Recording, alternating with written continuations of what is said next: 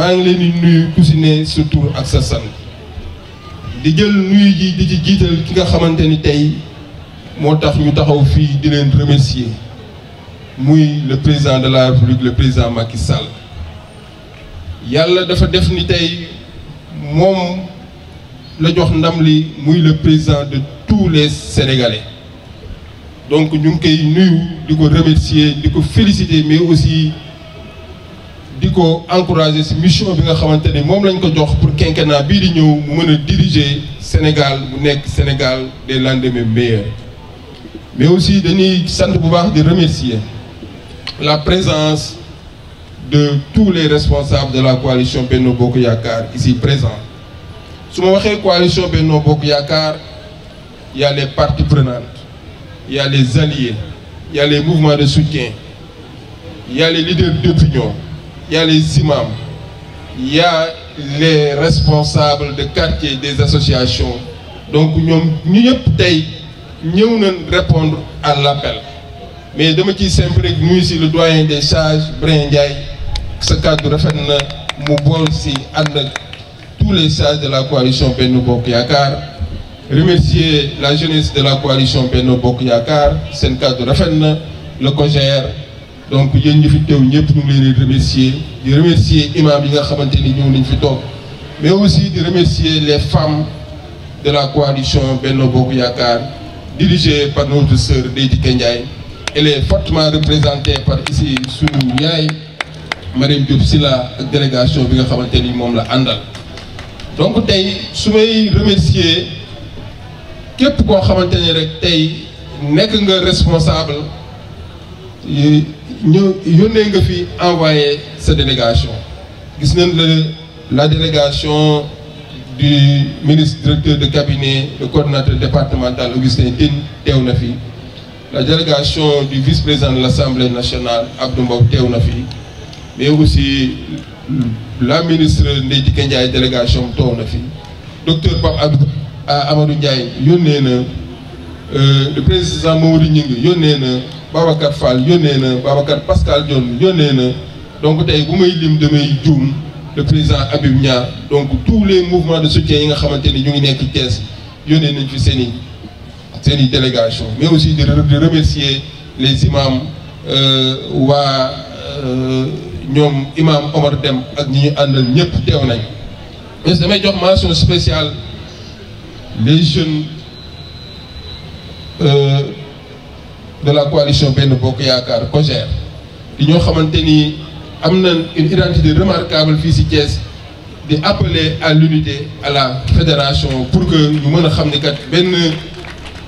idéologie rek lañ am mooy naka la ñuy def ba booloo nekk benn pour mën a génne Thiès ci opposition bi nga xamante ni moom la nekk mais aussi tey samay remerciement dama ko adressé ci yéen ñi toog fii mooy les responsables et militants du mouvement Siggi Jotna donc tey man maa leen war a sant man maa leen war a gërëm ndax fi ñu jógee dafa sori woon fi ñu jógee dafa metti woon mais ànd ngeen ci ak jom ak fulla ak fayda ba tey ñu mën a bokk ci ñi nga xamante ni jox nañ majorité le président Macky Sall pour mu mën a faluwaat donc tey yéen man maa leen delloo njukkal lii ma def nii tuuti na mais dama xam ni mënuma woon def lu ëpp lii maa ngi leen di sant bu baax di leen gërëm di leen wax ni rek tey woote bi woote cant la ndax tey lu ñu mën a am fay fii ci Thiès yéen la mën nañ wax président Ablaye Dièye mais tey bu fekkoon ànduma ak ñoo xamante ni am nañ ay valeur am nañ ay vertu am nañ ay gëm-gëm je pense que tey fii ñu yegg tey duñ fa yegg donc yéen lay delloo njukkal maa ngi leen di sant di leen gërëm di leen wax ni liggéey bi day continuer sànq sunu doyen Brin wax na ko donc ñun mouvement Siggi Jotna dafa am ni ñuy doxee mais loolu bu refléter c'est parce que yéen la yéen a ngi wane dal ak teey ak yar ak teggin donc ñun loolu mooy sunu idéologie mouvement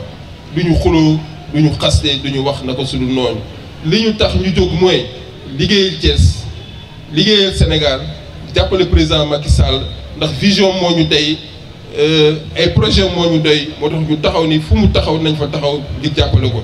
donc ñu ngi leen di gën a ñaax ngeen continuer liggéey boobu parce que tey heure bi dafa nekk heure remobilisation des forces parce que dañoo jëm si loo xamante ni dafa am solo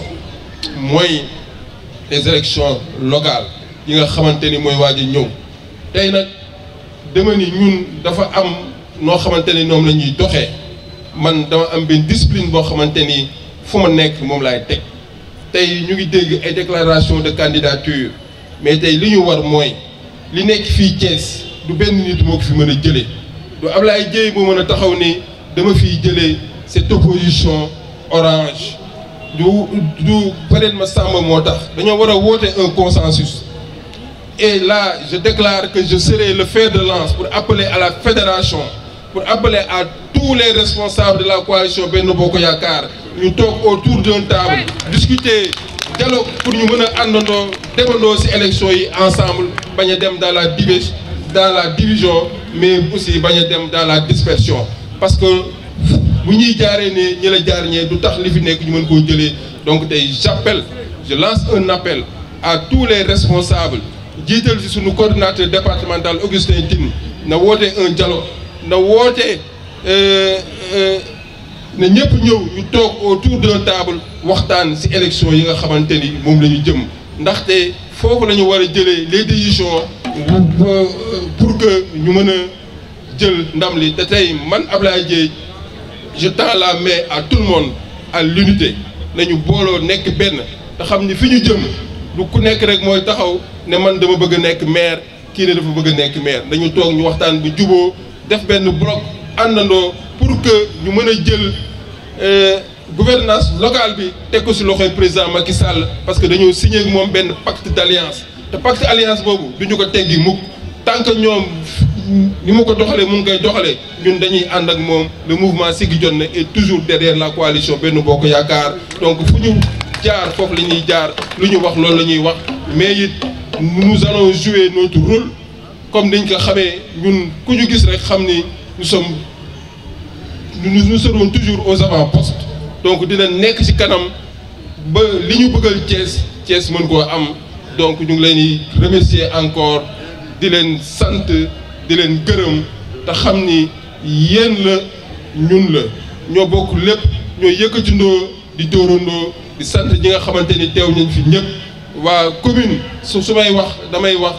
Thiès commune nord gis nañ seen représentation gis naa fi sama sœur Ndeye Assou Gueye Ndiaye gis naa fi ñoom Maguette gis naa fi ñeneen ak ñeneen commune ouest gis naa leen fi maa ngi leen di sant bu baax di leen gërëm commune est gis naa leen fi mouvement Siggi Jotna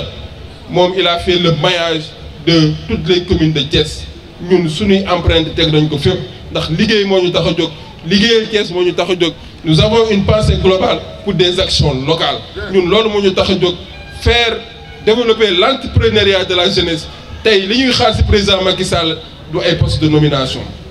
lu ñuy xaar ci président Macky Sall mooy Thiès lan lay gagné ci quinquennat bi loolu moo am solo naka la ñuy def ba yokk jeunes yi ñu am liggéey naka la ñuy def ba jox jigéen ñi ay financement naka la ñuy def ba créer ay projet fii ci Thiès donc ñun loolu la ñuy xaar ci quinquennat de président Macky Sall donc tey waa Thiès loolu la ñuy xaar donc ñu ngi leen di sant bu baax di leen gërëm et je vous donne rendez-vous encore sur le terrain parce que xam mouvement Siggi Jotna xam ko c'est un mouvement de terrain